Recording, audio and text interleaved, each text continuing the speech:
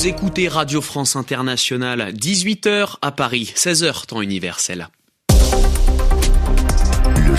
Le journal en français facile. Paul Lonsin-Spinelli. L'économie mondiale se contorsionne pour réagir aux mesures douanières de Donald Trump, c'est-à-dire que les pays tentent de s'adapter. La Chine, durement visée par l'administration américaine, a riposté aujourd'hui en annonçant 84% de surtaxe sur les produits américains.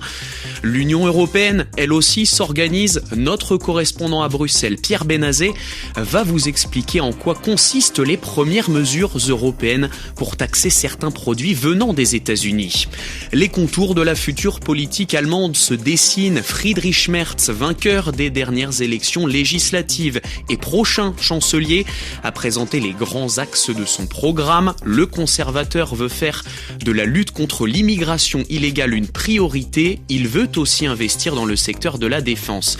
Et puis cette tragédie dans une discothèque de République dominicaine, au moins 124 personnes sont mortes dans l'effondrement du bâtiment hier matin. Un message d'apaisement un peu décalé. Sur son propre réseau social, Donald Trump écrit aujourd'hui « Restez cool, tout va bien se passer ». Et ce, alors que 60 pays sont touchés depuis aujourd'hui par des droits de douane supplémentaires. Les prix des produits chinois, par exemple, qui entrent aux États-Unis, font plus que doubler, plus 104%. En réaction, Pékin a donc décidé d'imposer dès demain 84% de taxes sur les marchandises américaines. Autre riposte qui se structure, qui se met en place, celle de l'Union européenne. Un premier volet de sanctions commerciales a en effet été adopté aujourd'hui, Pierre Benazet. Oui, effectivement, ce sont des mesures qui ont été votées par les États membres de l'Union européenne. Il y a 27 pays, 26 ont voté pour, c'est-à-dire que la Hongrie s'y est opposée, c'est la seule. Donc ces mesures vont être appliquées à partir, a priori, du 15 avril. Et donc ce jour-là, environ 180 biens de l'industrie ou de l'agriculture américaine vont être surtaxés à 10 ou 25% lors de leur arrivée en Europe. C'est la première réponse des Européens parce que les États-Unis avaient imposé des droits de douane sur les métaux, sur l'acier et sur l'aluminium. C'est seulement une première réponse, mais on sait déjà que là-dedans, beaucoup de produits très spécifiques vont être frappés. Les motos, Harley Davidson, le maquillage, les jeans, ou bien encore du soja. Bref, des produits importés par les Européens. Il y en aura d'autres. En tout cas, il n'y a pas le whisky américain, c'est-à-dire le bourbon, parce que Donald Trump avait menacé les Européens de 200% de droits de douane s'il frappait le bourbon. Merci Pierre Benazet en direct de Bruxelles pour RFI. Cette nouvelle journée marquée donc par des annonces de droits de douane en pagaille, c'est-à-dire qui se sont multipliées. Elle a aussi atteint les marchés financiers. Les bourses européennes ont notamment terminé en net recul, moins 3,34% à Paris, moins 3% à Francfort. Face à ces taxes adoptées par Donald Trump, le futur chancelier allemand compte sur la solidarité entre Européens. Pour Friedrich Merz, les 27 membres de l'UE doivent adopter une réponse européenne commune. Le conservateur a remporté les dernières législatives en février. Cet après-midi, il a dit espérer un gouvernement début mai dans son pays et il a donc présenté les grandes lignes de son programme de coalition, d'alliance établi entre son parti, la CDU, et les sociaux-démocrates du SPD. Ce contrat de coalition est un signal fort à nos concitoyens comme à nos partenaires au sein de l'Union européenne. L'Allemagne va avoir un gouvernement fort et efficient. Nous avons mené ces négociations dans une situation internationale très troublée, mais nous voulons que l'Allemagne joue un rôle fort dans les transformations actuelles dans le monde. Le contrat de coalition marque un nouveau départ. C'est un signal fort pour notre pays. Les forces centrales de notre système politiques sont capables de résoudre les problèmes auxquels nous sommes confrontés. Notre gouvernement va réformer et investir dans l'avenir pour renforcer la stabilité de notre pays, le rendre plus sûr et plus fort économiquement, et l'Europe peut compter sur l'Allemagne. Friedrich Merz qui a promis entre autres de mettre fin à l'immigration irrégulière. Autre axe présenté, l'augmentation significative des dépenses dans le secteur de la défense.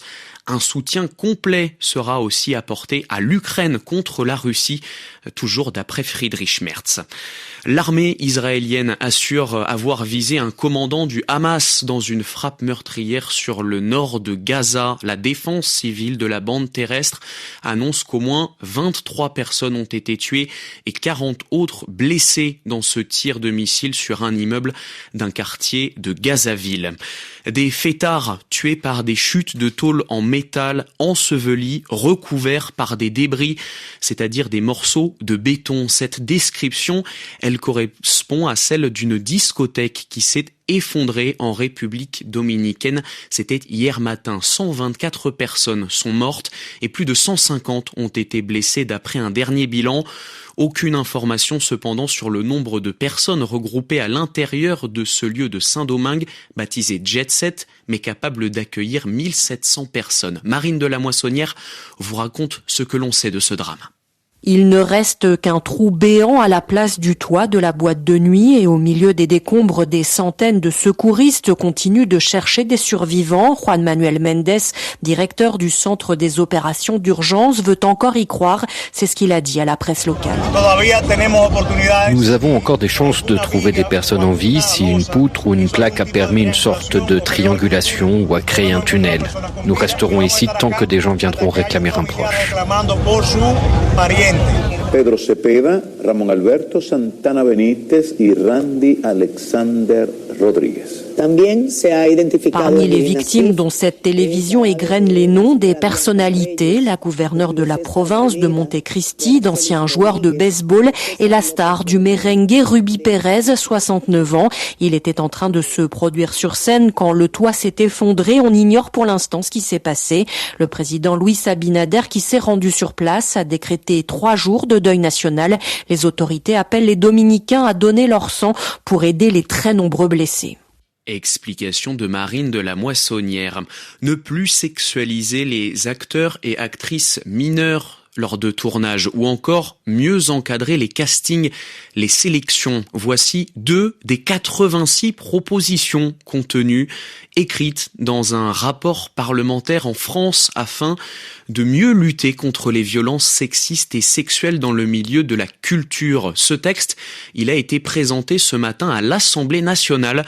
Plusieurs comédiennes, elles-mêmes témoins de violences pendant la réalisation de films, étaient présentes. Baptiste Coulon. Assise au premier rang, Judith Godrèche peine à retenir son émotion. C'est elle qui a poussé pour la création de cette commission d'enquête. À l'heure de ses conclusions, l'actrice veut croire à un sursaut. Ce que j'espère, c'est que les personnes qui ont le plus de pouvoir sur un plateau, que ces personnes en fait s'investissent et de dire à quelqu'un, écoute, toi, t'es peut-être technicienne, costumière, viens, on va signaler ce qui vient de t'arriver. Je te vois, je t'entends, je suis là. Au total, 86 recommandations pour prévenir les dérives, améliorer la prise en charge des victimes. L'une de ces propositions a retenu l'attention de l'actrice Sarah Forestier qui a témoigné devant la commission d'enquête. C'est le fait que les enquêtes internes ne soient plus faites par les productions elles-mêmes. Parce que qu'est-ce qui se passait ? Il y avait des fausses enquêtes internes. On conclut que c'était pas si grave que ça et hop, c'est la victime qui doit encaisser et se taire. Donc là, ça sera un organisme extérieur et il y aura des vraies enquêtes. Et ça, c'est majeur. Mais pour le moment, ce ne sont que des propositions. Le député rapporteur Erwan Balanan promet d'aller beaucoup plus loin. Avec les producteurs, avec les réalisateurs, les techniciens, les techniciennes, c'est l'acte 1 de la nécessité d'un grand changement. L'acte 2, ce sera une proposition de loi, espère-t-il, qui pourrait reprendre une partie des recommandations. Baptiste Coulon. De plus en plus de malades du chikungunya recensés dans les cabinets médicaux et hôpitaux de la Réunion. Près de 6300 nouveaux cas ont été enregistrés la dernière semaine de mars.